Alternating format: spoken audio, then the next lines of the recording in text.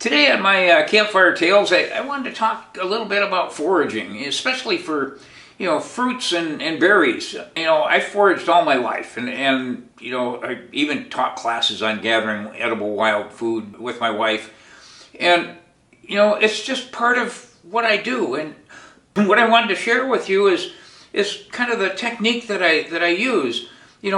I don't just walk through the woods and just, pick one or two and munch on it and say that was good. I actually use that as part of my food supply. And so if I find a plum tree as an example, let's just talk plums.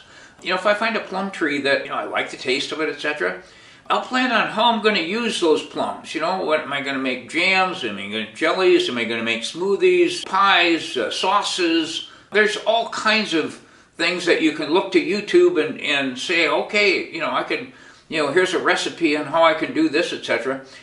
And I make a plan. Okay, how many do I want to pick? A couple gallons or something like that. And if I pick too many, I can take it to the food bank. And the food banks are happy to give you a tax-deductible receipt for retail value of the plums. You can use it for defer your taxes with the IRS. So anyway, I go out and I get my plums. You've only got about 3 to 5 days after you pick them to do something with them.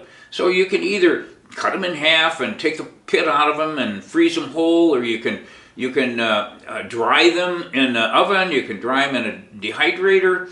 Look up the different ways of just kind of storing them until you get around to using them. And then decide, okay, do I want to make sauces, pies, smoothies? Go to YouTube and get the recipes, etc., to be able to fully utilize that food.